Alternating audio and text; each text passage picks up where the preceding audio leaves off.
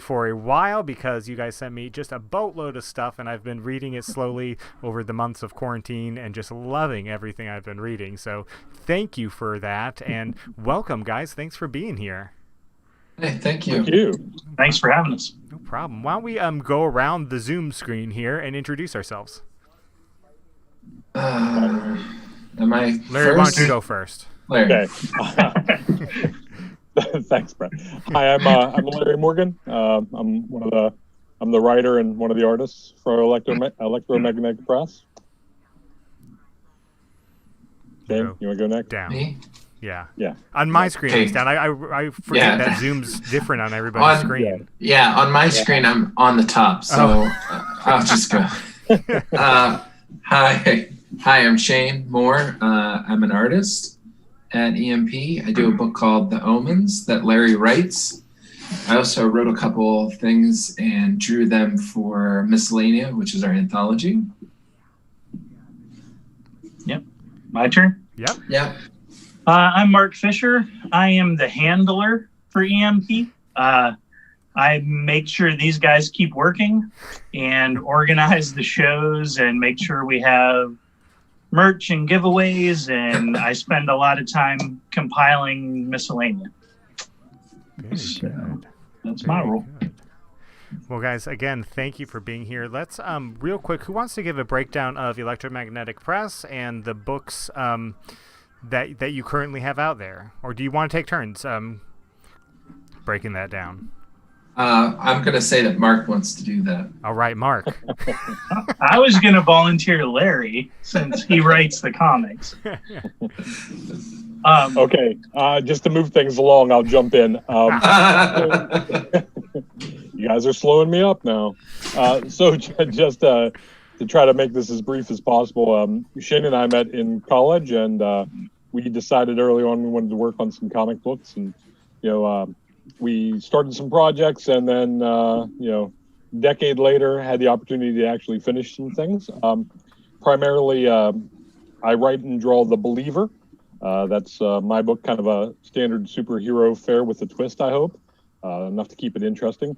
I also write The Omens. Shane picked through my vault of many unfinished ideas and decided that was something that would appeal to him. So he and I kind of collaborated, fleshed that out, and I wrote that. He illustrates that. And then Miscellanea is has been our dream project since we started this. It's an anthology book, basically coming out of a couple of different things. One, I have tons of stories and ideas I'd like to see in print. And then two, we just meet so many fantastic people at the various Comic-Cons we go to that we wanted to hopefully help give some encouragement and a step up to get something published. And like I say, we've dreamed of this from the very beginning, and so we finally saw that through. So that's kind of our crowning achievement, I would say. Yeah, I love Miscellanea. Like I've said before on the show, I love a good anthology. Books of short stories or anthologies I just love, especially in comic form. And this is kind of the best of both those worlds, where it's comic and some short stories in there. And I'm never going to look at cicadas the same way ever again. If you haven't read, you need to. Awesome. Miscellanea is the latest book that's out, right? So we'll talk more about that in just a second. Believer, you're right. There's a great twist in there. I love it. It's very good. And Omens, I can totally see, Shane, why you wanted to work on that, because it's a good book too. So you guys got some real fire on your hands. How did Electro-Magnetic Press come to be? Like, what's the origin story of the publishing? Shane, why don't you tackle this one? Your point of view. Okay, my point of view. Yeah, we each have a different origin story. Well, before EMP, we were a smaller company called Copacetic Comics that Larry and I had aspirations while we were in school in the 90s to publish our own book and become successful. We did a couple ash cans, and we went to very, very small like hotel conventions and sold them for $1. And we would take our profits to Bob Evans, and we would eat. We would have lunch at Bob Evans. We still do that. Yeah, we still do that. But Bob Evans is probably much more expensive than it was in 1998. But, Probably. Price of bacon right now. Yeah, right. I guess EMP came to be like, I went off to graduate school in Savannah, and Larry was starting his family. So we weren't making comics for a good stretch, and we kind of reconnected, and Larry had this book that he showed me, The Believer, that was, I think I saw a PDF of it. I really liked it a lot. And at the same time, I wanted something to do when I was done with school, and we worked out the Omens idea, and we actually did what we were intending to do like years and years before that. So, and then at some point, Larry adopted Mark. Mark came into the mix, and free comic book day right there. Mark and I met at a free comic book day, and Mark had a bunch of experience from his days in a band. He was kind enough to join us, and he wanted to be our merch man at first, so he introduced Shane and I to the joy of buttons and stickers as free giveaways, and various other things. But after we completed the first issue of The Omens and the first issue of The Believer, Shane and I are kind of gotten a lull. You kind of imagine you're going to get your first thing together. Somebody's going to see it, tell you it's the best thing in the world, and start paying you to do what you want to do for a living. And when that doesn't happen, as a matter of fact, we tried to sell $1 a piece at our first convention. We couldn't give them away. We had people, we would give them away if they would sing a song for us and various things of that nature. So we were a little, I think, derailed by that first round of completing those first issues. And then Mark, I met him at a free comic book day. We became Facebook friends, and then found out we had very similar taste in music, which isn't really saying much because Mark loves just about everything.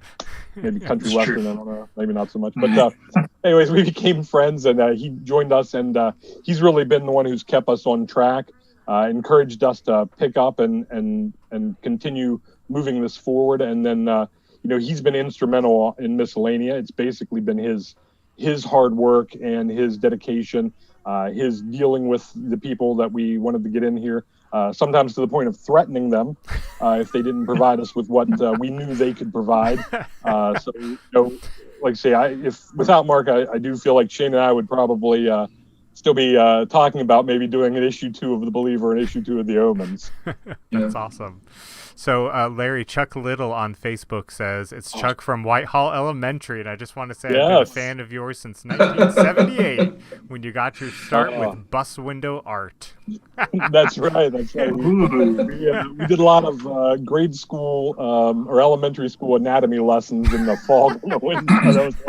That's great. A lot of well-endowed stick women, I think, as well. Thanks for watching, Chuck. I appreciate it. Oh, that's hilarious. All right, let's talk Miscellanea for a minute. We've already talked a little bit about it here. It's an anthology series. Your latest book, Miscellanea 2, came out. Beautiful cover on that. Beautiful cover. You got it right there. I meant to grab my copy, and I failed. Beautiful cover. Tell us. There you go. That's how I'm ready. How proud we are. You it's can like our tell baby picture. that I like the pink and the blue aesthetic, so I love the cover. Oh, yeah. First, let's start with the cover. Who's the cover artist? I'll take this if you guys are okay with that. That's more. So, at our many comic book conventions, we met this guy, Romy Williamson is his name. On Vision Valve, or on Instagram and Facebook, he goes by Vision Valve Studios. And he does this kind of psychedelic art. He did the cover of Miscellanea 1 as well. Okay. And, we liked him. He was just a really laid back guy, and we loved his art. And he had drawn the cover of Miscellanea 1 for the story that we gave him. And we loved it so much, we thought, what if we just put that on the cover, and that would look good just in black? Because, you know, you're always concerned as an independent about price. And immediately when we finished 1, I was looking through some of his art pieces, and I came across what became the cover for 2. And I said, just out of curiosity, Shane, would you extend the hair and let's see what it would look like if it were a cover and a wraparound? And we, all 3 of us, instantly were like, that's it right there. We hadn't even asked Romy at that point. So we were like, we saw him at a comic show like a couple months later, and we're like, by the way, can we use this piece? And he kind of fixed it to what we needed it to be a little bit. And that's his wife on the cover. They do a lot of body art, and then he paints it. Oh, very cool. So it's really, cool. He does great work. So. Yeah, it's a beautiful, beautiful cover. And when I've posted it a couple times now, people are always like, that cover's awesome. Yeah. And it's the same for us, that cover. I mean, we knew right away. We were like, yeah, that's it. It's just awesome. We love it. That is really cool. Really, really cool. So, Miscellaneous is an anthology. What are the plans for the next issue? Is there ever like a theme overall per issue? Is it just, hey, provide stories, creatives submit stories, or explain it? We had to Miscellanea. Unfortunately, we had to cancel it. I will lift the ban for 10 seconds. I have banned the guys from talking Miscellanea 3 because Miscellanea 2 came together so quickly that we wanted to be careful putting too much out there. The first one, when we did it, was a real struggle. It took about 3 years to put it together. Oh, wow. But once we could show people what our vision was for it, the second one came together much faster than we were anticipating. So we didn't want to get locked into number 3 too quickly.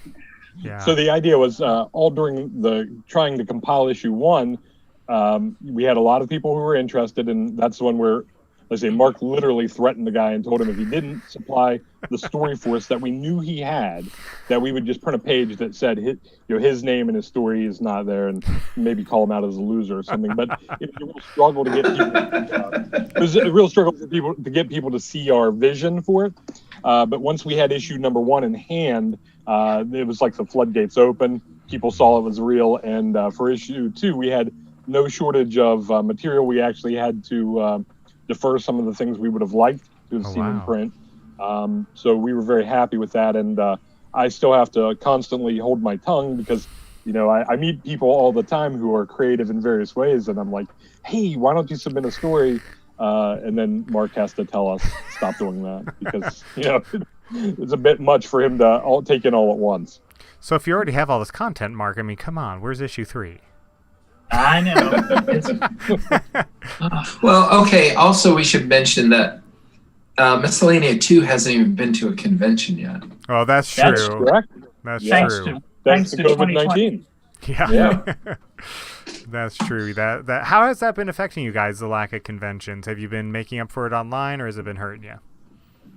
Yeah, we did actually financially better doing this crowdfunding than we did our normal route, which is, we would put together the funds ourselves and then sell it at the conventions. It's a lot more fun for us to be at conventions and meet new people and such, but financially this was better for us, but it's still not the same. We wouldn't trade it for the face-to-face interactions with the people. So yeah, kind of a letdown.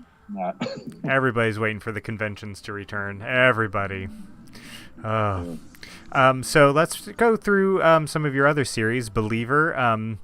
Won't give away any spoilers, but there's a twist at the end of issue 1. Love it.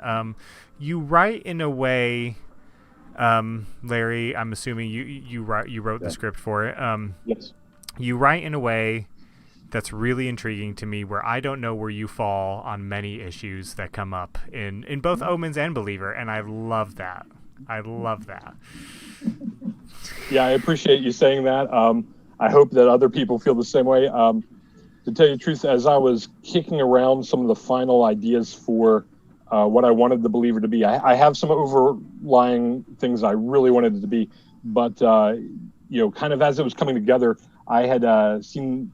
It was the same time the movie Inception had came out, and I don't know if everybody remembers Inception or not, but the ending had this, you decide what you believe about it, and since The Believer is about belief, I really wanted to hopefully still tell an engaging story, but draw back from telling you what to believe about either the main character or the premises of the comic book even. And, hopefully I'll be up to the task of writing that all the way through in that manner. How many issues do you foresee in The Believer? I think I can wrap it up in 4, but it might be 5. All right. So I'm hoping for 4. Very cool. Very cool. And Omens, another fantastic series that kind of took me by surprise when I kind of first started reading. I was like, okay, what's going on here? This, and then it really grabbed me. I really enjoyed it. So let's talk about the Omens for a second and how many issues are there going to be in that? There's 3 issues currently, correct? And is there a planned ending, or is it ongoing, or what's your thoughts there? No, there's definitely a planned ending to the first story arc, and then we want to be able to see this through to completion, and then at that point, if the mood takes us, pick up something different with Shane that free him up from that, or if we're still passionate about it, continue with a second story. As of right now, Shane is drawing issue number 4, and we're writing issue number 5, and we're either going to wrap it up in an extra size, maybe double size 5, or realistically probably with 6 issues. Very cool. Is that right, guys? I think so. Yeah. There's a lot of talk about. Oh, go ahead. No, you finish your thought, and then I'll. Like we've talked about, like finishing these. 4 is going to be done before the conventions are going, so we talked about like not like banking it, but just like pushing through and maybe just doing a graphic novel of everything. That's a good idea. So why don't you give us a breakdown of the Omens? Okay. The Omens is a story about genetics gone wrong, which is a line I stole from Mark. One of my favorite pitch lines. It's about a girl named Maggie. She doesn't know if she's going crazy or losing her mind. She's hearing voices, and at the same time, she's being followed by 2 different groups of people, and you don't know who the good guys are and who the bad guys are. And the story of the girl and these 2 groups kind of unravel as the story goes on. Very cool. It's a good story too, and it has kept me guessing so far. And so as to what's going to happen next, and it's not. Sometimes you get a book and it's kind of clear what's going to happen, but I really like the imagination in it, and the art's great too, Shane. Thank you. You're welcome. You're welcome. I'm working on 4 right now. I could show you a little something if you're interested. Well, I'm always interested, Shane. Okay. Yeah. While he grabs that, let me give props to Shane here. Each issue, I've tried to come up with at least one segment of the book that I conceive of to be impossible to do as far as illustrating, and so far each one he's exceeded expectations. Then what was that, issue 2 with the Men in Black? I wanted him the idea of phasing in and out different lines. It's always like, well, it's in 2 different timelines, and they're there, but they're not there, but she's there too, and then she sees that, like that type of, like, okay, this is, I've been working on my iPad lately. Like, you probably can't see it. Oh, there it is. There it is. There we go. Just real quick. Awesome. That is like a stretched. You just saw 6 pages, actually. So that's so cool. But it's like a very rough pencils, and it's gonna every answer that you've been looking for is gonna be in those 6 pages. Oh wow, that's really cool. It's coming. Yeah. Issue 4 and 5 will have a lot of answers. Yeah. We issued that. Go ahead, Shane. No, I was going to say, Mark has been kind of like transcribing issue 5. Larry and Mark meet and they work out on the story. And so far, like issue 5 is like, it has a lot of things that I want to draw.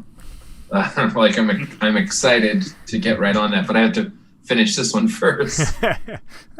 Do you? Yes, you do. Yeah. So I get the impression, correct me if I'm wrong, I get the impression that at least it feels like Believer and Omens and some of the superhero stories within Miscellanea are located within the same world or universe. Is that true or no? Believer and Omens definitely inhabit the same, hopefully larger comic book universe. Okay. As a matter of fact, Maggie and Rat show up in the background of, I think it's Believer issue 1. I think I've got them in there. If not, it's 2. They're in there in the Parliament of Patrons. They're so kind of a little hint that they're future because they're not the same time exactly. Right. As far as the Miscellanea, the lady story is Shane's own story, and it'll be up to him whether or not we want to fold that into a larger universe. And the Fairmont 5. Wow. Oh, there we worked that out. Exclusive. There's an exclusive for you. Yeah. All right. The Fairmont 5 is actually the first book Shane and I worked on back in college, and we hadn't really intended on folding that in, but there's definitely a potential for that. Yeah, sure. I'm a little more slapsticky, but trying to keep it still within the realm of a realistic, believable kind of. It sticks. It's in. Shane, Everything's in. Shane, while we're on a roll here, the Batman movie that's going to come out, is that part of the Electro-Magnetic? It's part. It is. That's what I thought. You might not know this. I play the Penguin in the trailer. Oh, That's me. Indie Comics Dispatch exclusive. There you go. There you go. Yeah. Oh, that's awesome. So, Colin Farrell's my stage name. I always knew that wasn't a real person. Yeah, that's right. I thought he looked familiar. Yeah. Such a fake name too. So. So there's a lot of people out there who are going to look at you guys. You guys have, a ton of books out that people would envy and want to be in your shoes. What advice would you give? And we'll just, again, go around whatever order we want to go around here because everybody's screen is different. But what advice would you give to people who want to make their first indie comic book? I'll start off. Go ahead, Shane. You start off. Like, make your first indie comic book. Like, there's not. It's the easiest thing to do. Like, it might not be good, but like, you have every resource available to you. Like, you can get free drawing programs for a computer. Maybe if you don't have computer, like, you can get one issue of a book printed and go to a convention and sell it. Like, I feel like the resources that you have now versus like when we started is much. Like, I had to go to a comic book convention and see actual comic book art to see what the format was and what the size was. I had to like go to John Byrne's table and ask him like, what size is that? 11 by 17? Like, And he was always now, but now you can like. I've heard stories. He loved those questions. We would hang around him. It was so terrible. We were at Pittsburgh Comic Con. I don't remember what year it was, in the 90s. And it was a good convention, but there really just weren't enough people getting, like, his line wasn't long enough. So we just kind of harassed him that, like, I got every issue of Next Men signed. Like, he even had a limit, and I would 15 books, and they're like, all right, I'll see you tomorrow. Like, yeah, with another 15 books. But yeah, but like Shane was saying, just do it. Shane and I, when we started, we did our first comic books. They were basically what you'd call ash cans. We, Xeroxed paper out, folded them, went to Staples, got an extra long stapler so we could staple them in the middle.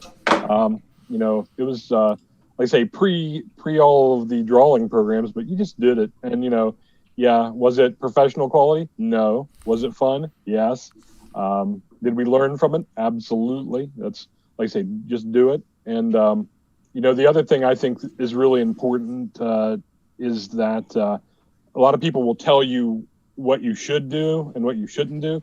But the more we're involved with Comic-Cons, the more I appreciate the idea of people who dance to the beat of their own drum. If it's ridiculous, do it well, and it'll still be acceptable.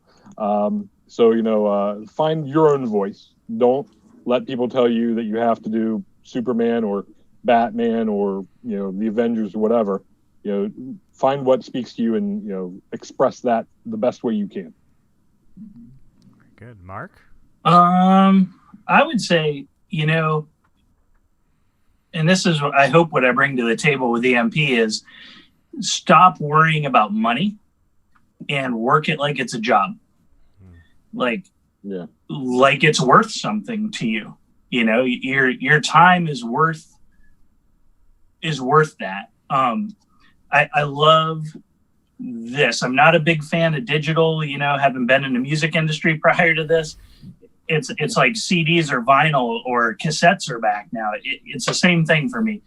Cassettes are back? Yeah, it is. Really? Yeah, they are.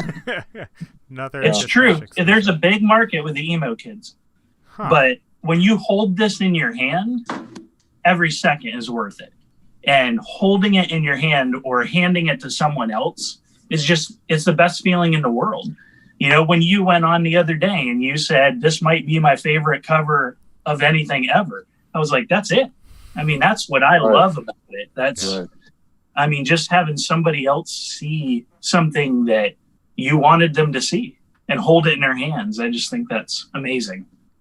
That is. That's really cool.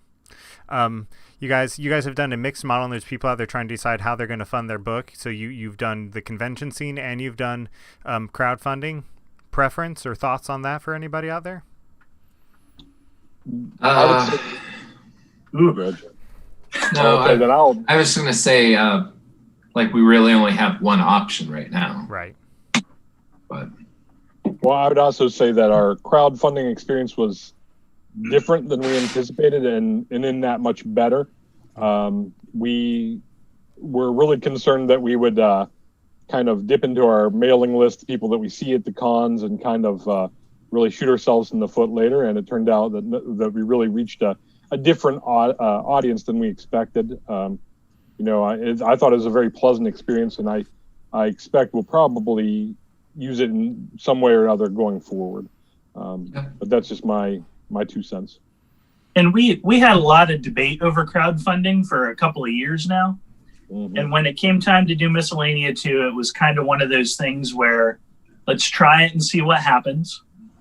And then at the last minute, we almost called it off because the pandemic started. Right. And we were like, oh, do we wait? Do we hold off? And, so if you supported this book, thank you so much, because we went that first week and the whole world went crazy and we weren't sure what was going to happen. And then all of a sudden it just took off and we exceeded our expectations, and it just totally surprised us, really. So, but, and who knows why that happened, but I appreciate people would spend their money during such crazy time, Yeah, that's really cool. So we are running out of time on my free Zoom account, but before we go, tell everybody where they can get your books at. How can they get a copy of Miscellanea or Believer or The Omens? How can they support you? What's the best way for them to go about doing that? That's a Mark question. Well, we still have Miscellanea up on Indiegogo.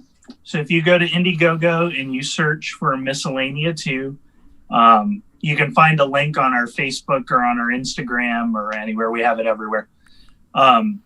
You can still go there and buy it as an in-demand product. And one of the packages includes the comics, and one includes just Miscellanea 2, and then, of course, Miscellanea 1 and 2 together. And right now, that's the best way to do it.